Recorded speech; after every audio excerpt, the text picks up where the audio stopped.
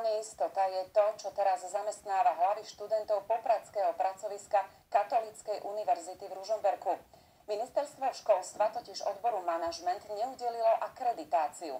Do redakcie sa nám začali ozývať znepokojení rodičia, ale aj študenti, ktorí netušia, či skončia školu s právoplatným titulom.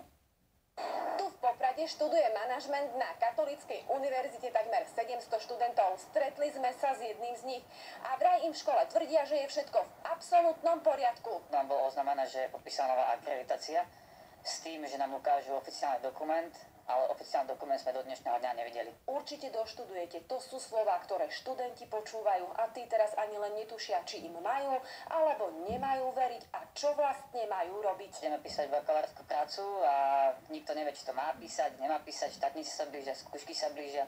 Každý chce ten titul a každý chce doštudovať a ísť ďalej. Stanovisko ministerstva školstva o neudelení akreditácie je jasné.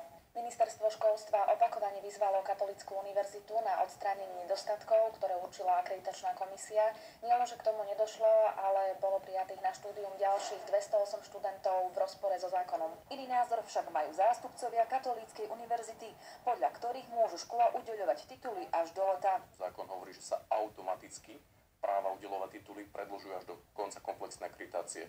Čo veríme, že ministerstvo tomuto našemu odvolaniu vyhovie. Podľa ministerstva školstva je rozhodnutie o zrušení akreditácie neodvolateľné. Študenti by mohli doštudovať na inej škole. Rezort školstva a aj Katolícka univerzita už rokujú s Univerzitou Mateja Bela a Prešovskou univerzitou. Ale o tom, kde ukončia štúdium tí, ktorí by mali získať bakalára a magistra v tomto roku, chce ministerstvo školstva ešte rokovať tento mesiac na návšteve v Poprade. Maja Pavlíková a Martina Karasová, televízia JOJ.